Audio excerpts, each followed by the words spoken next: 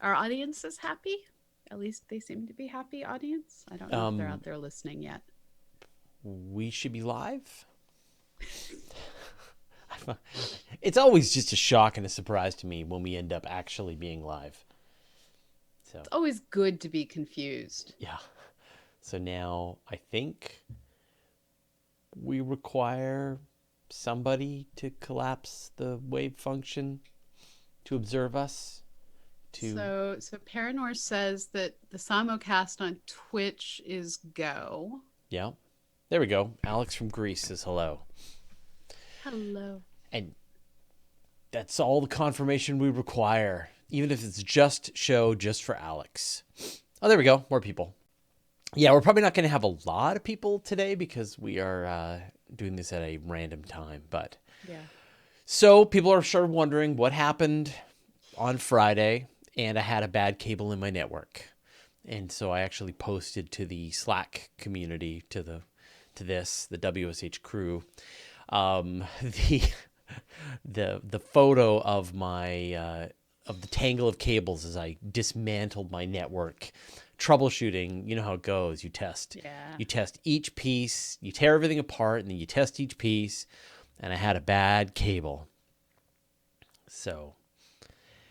so I threw it in the garbage and then swapped out and got back up and running. But it's one of those uncomfortable conversations where you call your Yeah. internet service provider and you're just ready to just let them have it with some kind of guilt trip about how you give them so much money and all you want is just fast internet. And so I called up the internet service provider, who I've had I have nothing but good things to say about my internet service provider at all times. And so I was like, oh great, now I have to be the bad guy. And so I call them up and actually I text them and they're like, what color is your router? I think it's got a little white dot. And then the person gets back to me a couple of seconds later. Uh, it's all working from our end. We can see your router connections are good. And then I was like, oh no, it's my problem. It's my fault. So yeah. So then I went through my network, and it's a gross mess of cables. I've got a route. I've got the cable modem. Then I got a router. Then I've got a hub. So I've got at least 12 links, and then I've got like a network inside the house that I connect into, Yeah. and then I've got backup drives for all of the content that we have for the guide to space that we have in our network. So it's pretty complicated, and so yeah, for it to go down. Anyway, but we're back and it's fast. Clearly, we're doing it. So and maybe this was causing some other problems too because I think it was intermittent, which is like the worst kind of problem, is the intermittent problem. So I'm gonna say Your hi to some books. people. Hello to Alex, Arnold Post, Ben Kalo, Bill Sugden, Cherry Catnaps, Colin Jones, Dan Niles, DPI 209, Guido Bibra, James Aberson, John Richards, John W., Nancy Graziano, R. Instro, Rich 901, Side MT, Susie Murph, Therion, Tamas Traniker, and Zapfan Zapfan. Hey, everybody. You've Oh, moved your books. They are all now smoothly aligned with the front of your shelves. oh, I've had that for a while. Okay, I Yeah. only just now noticed how perfectly Well, people can't lined see it up here. they I'll all shift are. to me here, but actually, it's. And I'm going to turn the camera a little bit. You're not going to be able to see this, but hold on. My books is full, so my bookcase is completely full now. And I just love the fact that accidentally we both ended up with the exact same shelf behind here, us. so you can see my shelf of Oh, you books. actually have two stacked on top of each other. I Yeah, have the yeah, legit four by yeah. four behind It's the me. one from IKEA, right? Yeah, yeah. Yeah. Calax. Is that its official Yes. designation? Yeah. All right. Uh, anyway, let's see. Back to us. There we are. Um, oh, now it's a little off. Hold on. Move it. All right. Um, yeah, it's. I mean, like I know this is just gonna sound like a rich person problems, but First world problem. I don't really like that term, so I don't know. But anyway, I get a lot of books sent to me, and I don't have time to read them. Okay, that's a journalist Journalists, problem, sure, not a rich sure, person fine. problem. Because rich people don't get sent books. Journalists get Journalist, sent books. true, yeah, yeah. I'm definitely not a rich person, but I am a journalist person. Yeah. In fact, journalists aren't rich. No. Kind of idiot chooses journalism as their career, but Someone who's smarter than an astronomer. maybe it's a step up from an astronomer. But yeah, so it's sad. So I've actually been forcing myself. So every night, instead of like listening to a podcast or watching YouTube videos, I read. That's And cool. yeah, and so I'm actually making it through. I've read like 3 books in the last week or so. So I'm trying to catch up. And there's no way I can catch up on that stuff, but yeah. But it turns out reading books is fun. It's true. Yeah. And Especially if you have like a dog to lay on top of you yeah, yeah, and a warm beverage and a blanket. yeah. And it's an entire ritual for me, I have to admit. Yeah, so if you feel your mind is completely frittered and fragmented by reading the news on Facebook and Twitters and all of that, just ditch it all and read books. It's not Yeah. bad. There you go. People are talking about it's the Billy. Yeah. Yeah, that's the Billy is the name No, of it's a this. Kallax. It's not a Billy. Billies are different. I have a Billy. I It's also have the it's Kallax. totally a Billy. That is not a Billy. Billy doesn't have the thicker edges. It's that is All right. not a All Billy right. bookcase. All right. It is a Kallax bookcase. I'm not gonna have this turn into a fight with you and the audience. But you know that at this point on, your email box is gonna just be buried in Billy I have all of my instruction. yarn and arts and crafts that aren't painting related in a Billy bookcase. Yeah. This is I may have spent far too much money over the years At at IKEA. IKEA, Yeah. which still saved me so much money over shopping anywhere else. So, if you're wondering what it is that you've stumbled into, this is going to be a live episode of Astronomy Cast. I'm Fraser, that's Pamela. We are going to record 2 episodes today. So, it's going to be one of those weird endings where we wrap up the episode and we shut down the live broadcast and then we switch to the other stream. And so this one is going to be 545, all about how comets are asteroids and asteroids are comets. 546 is going to be about planetary migration and did planets form in place or did they move? So have people noted you saw Stella in the background there? Yes, she I have all 3 dogs, like some minefield of Australian shepherds behind me in this little tiny That's room. right. You've got the 3rd dog right now. Yes. And they all have to be in here. Of course. with me. Yeah, this is where it's happening. This is where the action is. Dogs don't like to be where it's not happening. Yeah. Yeah. All right. Let me know when you're ready. I have a case of the sleepies. Okay, I'm pressing record. It noped me. Why did you nope me? Fine.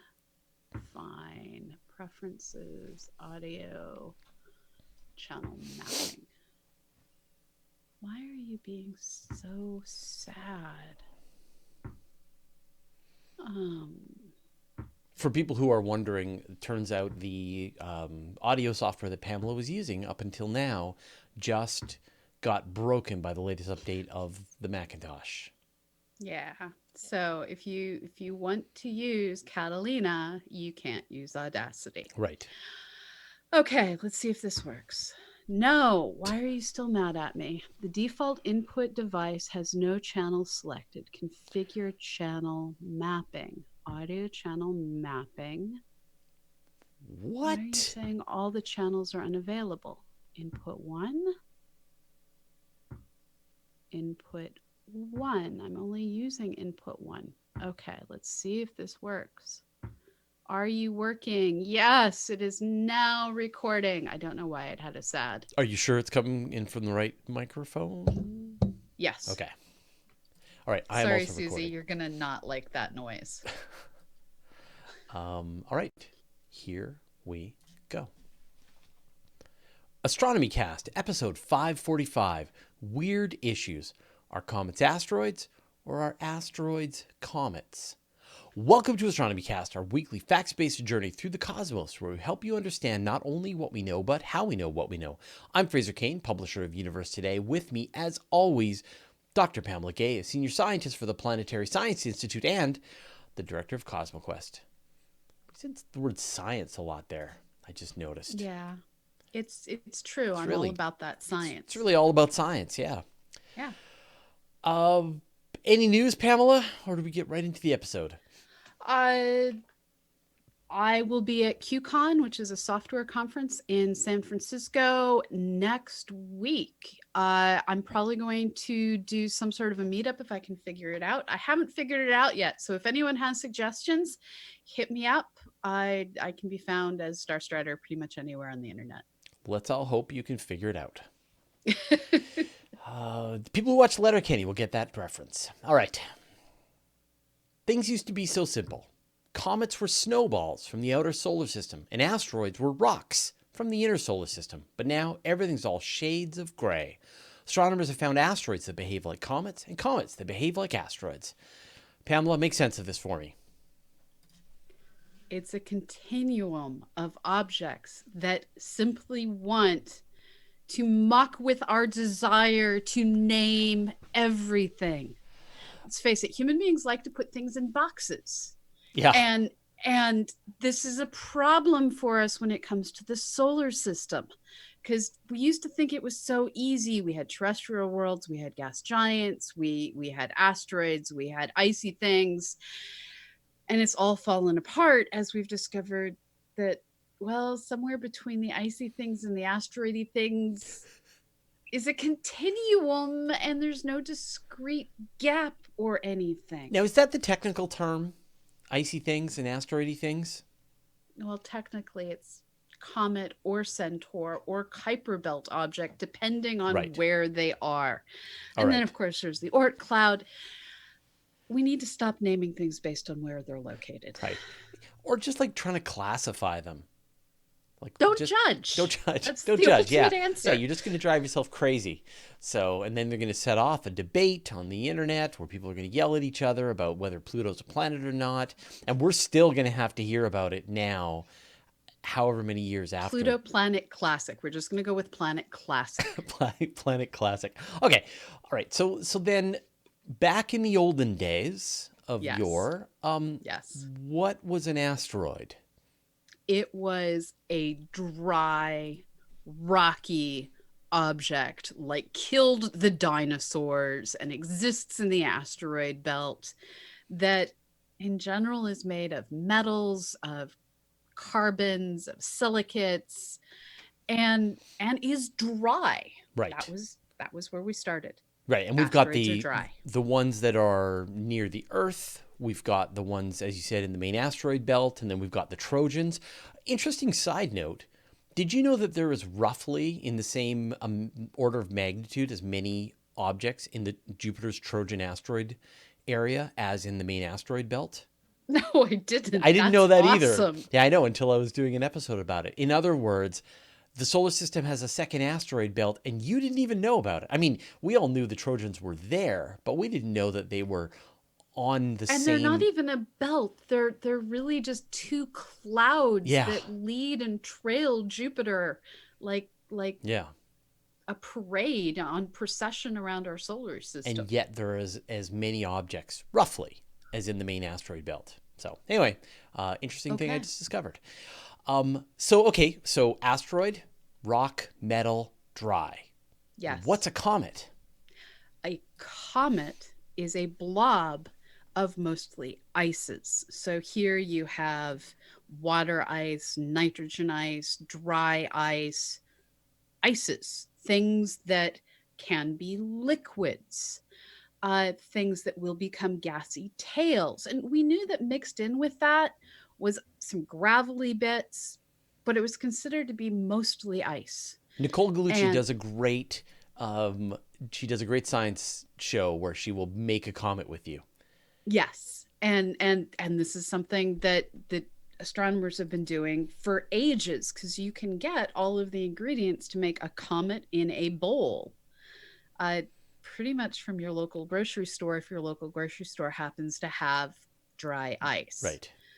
And it's just a little bit of corn syrup, a little bit of molasses, a whole lot of dry ice, some water, some ammonia, and then you Dirt. grab a handful of dirt from the yard.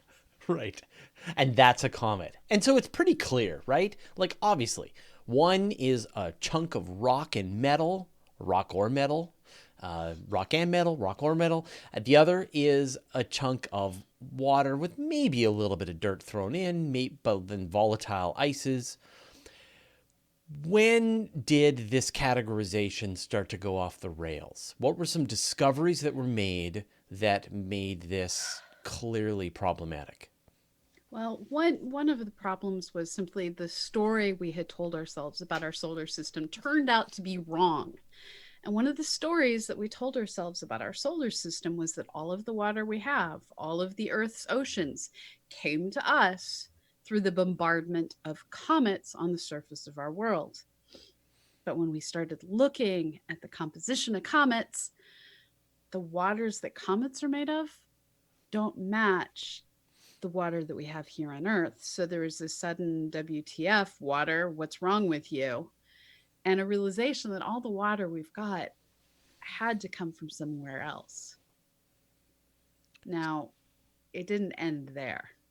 It never ends Right. that simply. But So just to before you move on, so we know that, like, based on whatever the deuterium, it's the tritium, yeah, it's the ratios of what are the kinds of hydrogen that are involved in making water. right. And so if you These sample, ratios are wrong for comets. right, and so if you sample the water in the Earth's oceans, and then you look at the samples that have been done in looking at comets, they don't match Right. perfectly. I mean, obviously they both have water in them, but it's like the initial recipe doesn't seem to match. So the comets couldn't have been the source of all of it. And in fact, having looked at multiple comets, if our water came from the, as we so far are seeing them, typical comets, it still doesn't work. So it can't even be like the smallest fraction of our water came from comets. Um, so yeah, it's not comets. Okay. So then we have a clue, but that doesn't mean anything, right? It just means that the water came from somewhere else. Maybe it was formed in place as the Earth formed, and then maybe it was part of underground and then welled up over time as the And Earth that is cooled down. one of the models that's out Right. there, but that's no longer the dominant model, because we have another attacker that has been identified. It's been realized that asteroids have water. Hmm. In fact, they appear to have a lot of water. And big asteroids like Ceres may even have subsurface seas of water. Right. So then how were these discoveries made? Well, it's been a whole combination of looking at near or by asteroidy looking things and realizing, oh shoot, these are actually active. They actually periodically spray material outwards, and thinking, well, some of them we're just going to call dead comets. We're going to refer to these as objects that clearly used to be comets. Their orbits changed, they got crusted over with stuff. We'll blame them on being former comets. And that works to a point. But then we started doing things like sending probes out to visit asteroids. And when we got to Ceres, we saw cryovolcanism going on. There are massive features on Ceres that appear to be former volcanoes that have now begun to slump. And there's at least one, what appears to be still active volcano in place in the bottom of a crater. And this is salty stuff that's getting sprayed up and then settling down and crusting over that volcano that it is. And so when you think about, say, the structure of Ceres, observed from the Earth, it looked like a comet. It's a member of the asteroid belt. It is it is this side of the frost line in the solar system, right? So it should be baked dry by the sunlight. So Or the Vesta is on this side best of is on this the side. Sorry. right, Yeah. Yeah. Ceres is on the far side of the frost line. right. Right. But we still didn't expect subsurface oceans. Right. And so this gets to the point of now we've started looking at near Earth objects like Bennu, and Bennu is evil incarnate. This is an asteroid that took one look at the OSIRIS-REx spacecraft and said, "I don't like you," and threw rocks at it.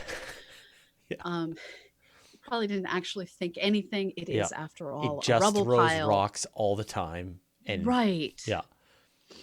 And so it now appears that we have inner solar system objects that have the volatiles. These are the ices that can become gas, that have volatiles mixed in with their rocks, and are still periodically outgassing, and in the process of doing this they spray rocks. Okay, so let's explain this mechanism here. So you've got OSIRIS-REx approaching Bennu. Yes. Now this is firmly in the main asteroid belt, right? This should be This a is a pile near of Earth gravel. object. This is even Right. closer to us than the main belt. So this should be dry as a bone. It is a Yes. pile of gravel that gets jumbled Yes. up from time to time, mixed up. It should have had all its volatiles, all of its water blasted away off into space. It should just be just rock and metal, but mostly rock, gravel. Yeah. Yeah. And yet, And as yet, OSIRIS-REx was approaching it, it was as if it was like driving down a gravel road and gravel was whacking into the front windscreen. So what was the process that was going on that was generating this gravel? as near as we can tell, there are some sort of gases, whether it be dry ice, water ice, nitrogen ice, probably dry ice or water ice. Those are the most common. That was mixed in to the gravel on Bennu. And for whatever reason, it's still near enough the surface that periodically things shift, resettle just enough to trigger that volatiles doing their "I'm going to be volatile" thing and sublimating, and that rapid expansion from ice to gas through rocks. It's still throwing rocks. Yeah. It still has unspent volatiles. How this happens, we're still figuring out. Yeah. And what we're finding is our solar system is this amazing mix of stuff that has been rearranged multiple times, which we're going to get to in the next episode. And because this stuff formed at all different distances from the sun, and different parts of our solar nebula would have had different compositions. You have things forming with a variety of compositions. And then our solar system flings things all over the place, so that we have this collection of asteroids out near Jupiter, the Trojan asteroids. We have this collection of comet-like material, the centaurs, that's inside Jupiter's orbit, that create the Jupiter family comets. And then we have asteroids all over the inner solar system that don't follow the "here's the frost line, inside of this is dry, outside of this is wet" rule that we came up with. It's like we can come up with all the rules we want, and the Right. universe is not required to follow them. Right. And now I know that asteroids have been found with tails. Yes. And this is, again, consistent with us knowing that there are dead comets that we call asteroids, and asteroids that appear to be more comet-like. It's a continuum of objects where some of the meteor showers that we experience are actually driven by asteroids that behave more like comets. And so, we've talked a lot, I guess, about asteroids that behave like comets. So are there comets that behave like asteroids? this starts to get into the really awkward how do you discuss it? And the way we normally phrase this is active asteroids instead of comets that behave like asteroids, because if it's a comet behaving like an asteroid, how are we ever going to know that? Mm-hmm. A chunk So of there, rock way out beyond the orbit of Pluto. How are we going to right. find that? How are we going to Yeah, know what it's doing? Yeah. exactly. We can't get there from here. And we do struggle with finding things out in the Kuiper belt that appear to be dark in color. And is that ice that's covered in organics, or is that a rock that somehow found itself into the outer solar system? We don't know. But what we do know is that there are a whole variety of active asteroids. And David Jewett is one of the people who's been doing a lot of research on this. And we find things like the periodic asteroid 2010 A2. We find things like Pantheon, which appears to have mass loss over time. And in constantly looking for these and constantly finding new ones, what we're starting to figure out is thermodynamics will, over time, as these asteroids heat and cool, cause them to crack. Now, if you have inside of that asteroid somewhere trapped ices, that cracking can expose them to sunlight they might otherwise not have had. And so that cracking process can release the volatiles, making them appear active. And so when we see active asteroids, what we're seeing is something that revealed its volatiles to sunlight. And for that particular object, this may be a special point in time. And most asteroids probably have the potential to do this. And we only see a small fraction of them doing this because it's only a small fraction that at any point in time are being cracked and revealing their volatiles. Now, you have always been a huge fan of drilling into asteroids and building your space colonies inside of them. This has Yes. got to be great news for the future of space exploration to know that there's this much of these precious volatiles inside these asteroids. And this tells us that our future mining hopes uh, can go both terribly right and terribly wrong. And what I mean by this is if we periodically see asteroids outgassing because they've cracked and volatiles have been revealed to space, imagine the poor miner who accidentally cracks into a bunch of volatiles. This is like a movie. Yes, Imagine if yes. this And asteroid was the size of Texas and it was going to crash into planet Earth. Anyway, well, just spitballing here. so one of the things that I particularly love is I attempted NaNoWriMo a number of years ago, and I didn't make it very far because grants are due in November, which is unfair. Um, and I'd actually started a story that was based on hitting a pocket of volatiles in an asteroid. And so it's just like the science is true. This is a thing. I Yeah. need to finish this novel, some NaNoWriMo, when I'm not writing grants. Um, but yeah, this is one more potential hazard and one more potential good thing, because this represents a source of materials that can be broken apart, and it's going to take a ton of energy and processing to do this, but this is refining. We know how to refine stuff. There's some really fascinating concepts for missions, and there's a test mission. I think it's coming from Honeybee Robotics, and their plan is to make a little bag on a spacecraft, and it'll go and find like a really small asteroid, something that's just like a meter across, and then grab it with its little claws, and then Mm-hmm. wrap the bag around it, and then bake this asteroid to get all of the volatiles, water, ammonia, methane, whatever it can, hydrocarbons, whatever it can get out of it, and then use that for as a proof, but also later on to take that material and be able to supply it to, say, a future space mission, right? Because Right now, pulling that stuff from Earth, you're looking at $10,000 a kilogram. Maybe you could bring those Yeah. prices down to $3,000 a kilogram on a Falcon 9 to carry just water to space.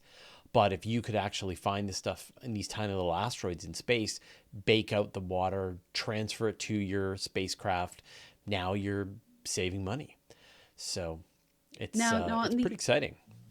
now, while active asteroids are super cool, potentially super dangerous, and throw rocks at our spacecraft, we can kind of sort of mostly get a handle of how this happens. What's more confusing is, have you heard of active centaurs? No, wait, sorry, just refresh my memory. What are the centaurs?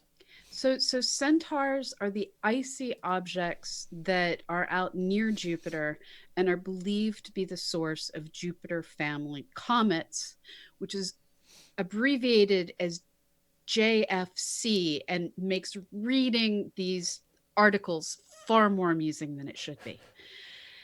And out at the distance of Jupiter, we don't expect icy objects to be active, but we nonetheless see icy objects at the distance of Jupiter that are active. The object that is best known is 29P Schwarzmann-Wachmann. This is an object that was discovered November 15th, 1927. And even though it stays out between 5.7 and 6.2 astronomical units, it still has a coma and a tail, a tiny, tiny, tiny, tiny tail, but it has them, which Like, how long has it been there? means, Like, it's crazy for it to still have a tail, however many billions of years it's been right. orbiting around the sun, even at that distance. Right. And this is an object that's 60 kilometers across. So 40 miles for those of you who like to think in other units. And dynamically, objects that are in the centaur part of our solar system aren't entirely stable, and they should only be able to last there for about 1,000 years before they get sent cascading into the inner solar system or flung outward, which means that if this object gets sent inwards, we're going to have a 60-kilometer diameter comet headed into the inner solar system, which will be like naked eye out at the distance of Mars. Mm-hmm. And I want this to happen Yes, please. now. Yeah. Um, I was I was just another video that we're working on right now is just this idea that comets could pass through the Earth's upper atmosphere and then Oh, carry yeah. biological material back out into space. And so it's thought that it happens about once every 100,000 years. So when you think about, say, Hakutake or Hale Bopp, we saw them at like 15 million kilometers away, right? Like 1.1 astronomical unit. But can you imagine watching a comet go right through the upper atmosphere of the Earth at, say, 100 kilometers altitude? Ugh. So we haven't seen it at quite 100 kilometers altitude with the nuclei, uh, but we did fly directly through the tail of a comet uh, recently enough that there's actually a song about it that I'm trying to look up the details on. The 1934 jazz standard "Stars Fell on Alabama" Mm. is based on a meteor shower that was generated by flying through the tail of a comet. This was the Leonid meteor shower that was observed in 1833 and is referred to the night that the stars fell. And And you can still see this. I mean, yes, the Leonids occasionally, the one back in 2000 and I always forget, 2003 I think it was, it was 2001 maybe. 2001. Okay, 2001 was stunning. Just Yeah, zip zip, right? That's how fast you were seeing comets. I was seeing many a minute, and I was in the and middle of Vancouver at the time. And the degree to which we see meteors is due to essentially three things. How recently was the stream refurbished by the comet or asteroid passing through that region? Did the planet Earth pass through the densest region? And the third is the rare, oh, we happened to go through the comet tail while it was there, Now, which is what generated the song. now, I think you mentioned asteroid Phaethon earlier. So did you know that it Yes. is the one source of a meteor shower that is an asteroid? So mostly they come from comets, but the Geminids come from an asteroid. Yes, and I actually was born during the Geminids, Oh, really? so yes, I am the child of a meteor shower. An Take that how you will, asteroid universe. based meteor shower. And this is one of those objects that is discussed as being active because of cracking and revealing the volatiles inside, leading to massive amounts of mass loss. I wonder if I mean we saw what happened as Osiris Rex approached Bennu. It got smacked by chunks of gravel as it approached. But if we pass through the tail of this these outbursts, if we pass through the tail of Bennu, it would look like a meteor shower, wouldn't it? So on any given night, we the earth passes through a whole lot of debris. Yeah, yeah. And so the question becomes, is it that much denser in the region around Bennu than in any other region of space if you're not there in the moment? So it's one thing for a spacecraft to be orbiting just a couple kilometers up and going, oh, shoot, rocks flung at me, um, versus going through that passive patch of solar system a year later when all of those rocks are just part of the background collection that's everywhere, Right. because let's face it, there's active asteroids everywhere. Yeah, and as you said, you go out any night, watch the sky long enough, and you will see one of those chunks of gravel thrown off one of those asteroids out there somewhere, impacting the Earth's atmosphere, and those are the small ones. So So if you want to read about these active asteroids or these active centaurs, again, David Jewett is the researcher to talk to. And it's a continuum of objects. They get moved around.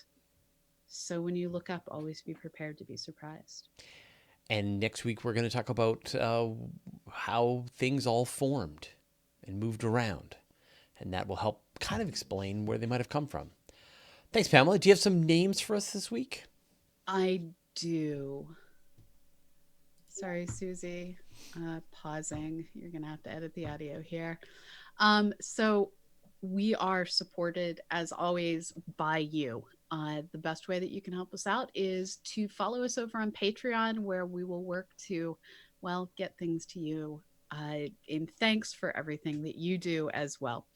Uh, the people that I really want to thank this week, and every week we have a new set of patrons, so that over the course of a month we'll thank everyone at the $10 level and higher. And this week I want to say thanks to Justin Proctor, Jordan Young, Burry Gowan, Ramja Anamanthu, Andrew Polestra, Brian Cagle, David Trog, The Giant Nothing, Laura Kittleson, Robert Pelesma, Corey Diwali, Les Howard, Joss Cunningham, Paul Jarman, Emily Patterson, Warp Factor 9, and A Blip in the Universe.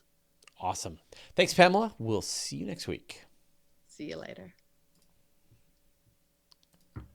Okay, so we are going to shut this stream down, and then we're going to start up the next stream. But the people who did ask some questions, they're sitting in front of me here, and so we'll be able to tackle those questions as part of the next part of the stream. So I know that people have posted where the second stream is going to be. So when this is shut down, join us over there, and we will pick up where we left off and do the next episode. All right.